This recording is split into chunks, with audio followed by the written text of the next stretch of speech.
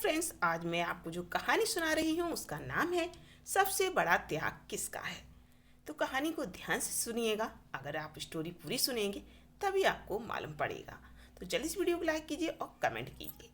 मदनपुर नगर में बीरबल नाम का एक राजा राज्य करता था। उसके राज्य में एक वैश्य था जिसका नाम हिरण्यदत्त था।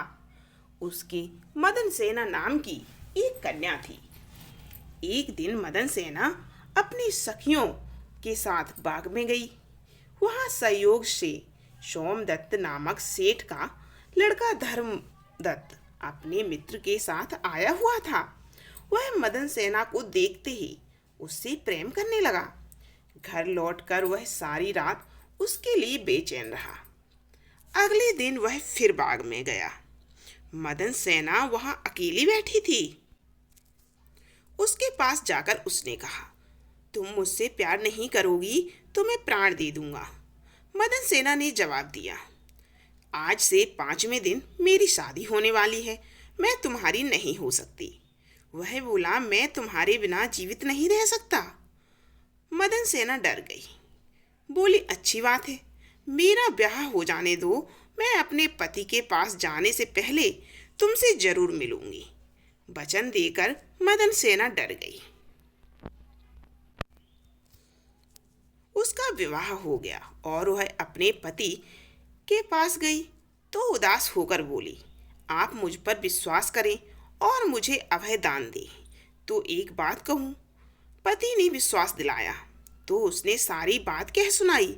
सुनकर पति ने सोचा कि बिना जाए मानेगी तो नहीं, रोकना बेकार है। उसने जाने की आज्ञा दे दी। मदन सेना अच्छे अच्छे कपड़े और गहने पहनकर चली। रास्ते में उसे एक चोर मिला। उसने उसका आंचल पकड़ लिया। मदन सेना ने कहा, तुम मुझे छोड़ दो, मेरे गहने लेना चाहते हो तो ले लो। चोर बोला, मैं तो तुम्हें चाहता हूँ। मदन सेना ने उसे सारा हाल कहा। पहले मैं वहां हुआ हूँ तब तुम्हारे पास आऊंगी। चोर ने उसे छोड़ दिया। मदन सेना धर्मदत्त के पास पहुंची। उसे देखकर वह बड़ा खुश हुआ और उसने पूछा, तुम अपने पति से बचकर कैसे आई हो? मदन सेना ने सारी बात सच सच कह दी। धर्मदत्त पर उसका बड़ा गहरा असर पड़ा। उसने उसे छोड़ दिया। फिर वह चोर के पास आई। चोर सब कुछ जानकर बड़ा प्रभावित हुआ और वह उसे घर पर छोड़ गया। इस प्रकार मदन सेना सबसे बचकर पति के पास आ गई। पति ने सारा हाल कह सुना तो वह बहुत प्रसन्न हुआ और उसके साथ आनंद से रहने लगा। इतना कहकर बेताल बोला, हे राजा, बताओ, पति धर्मदत्त और चोर, इनमें से कौन अधिक त्यागी है? राजा ने कहा, चोर। मदन सेना का पति तो उसे दूसरे आदमी पर रुझान होने से त्याग देता है।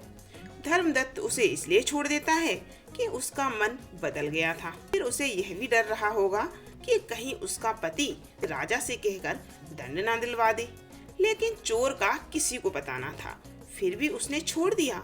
इसीलिए वह दोनों से अधिक त्यागी था। सबसे कोमल कौन सी राजकुमारी? गौड़ देश में वर्धमान नाम का एक नगर था जिसमें गुणशेखर नाम का राजा राज्य करता था। उसके अभयचंद्र नाम का एक दीवान था।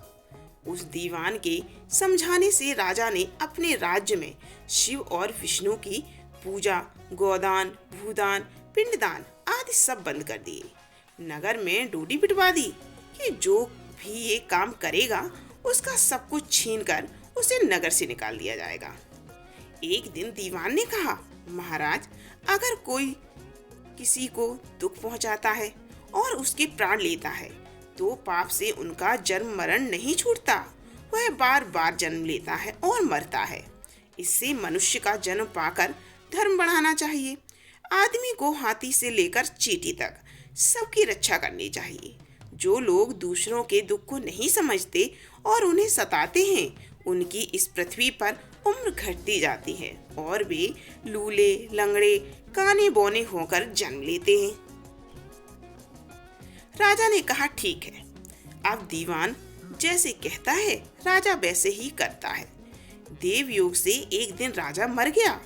उसकी जगह पर उसका बेटा धर्मराज गद्दी पर बैठा। एक दिन उसने किसी बात पर नाराज होकर दीवान को नगर से बाहर निकलवा दिया। कुछ दिन बाद एक बार वसंत ऋतु में वह इंदुलेखा, तारावली और मृगांकवती इन तीनों रानियों को लेकर बाग में गया।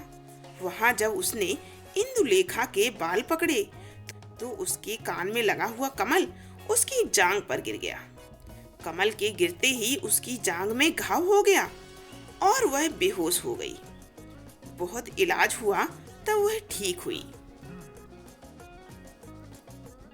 इसके बाद एक दिन की बात है कि तारावली ऊपर खुले में सो रही थी। चांद निकला।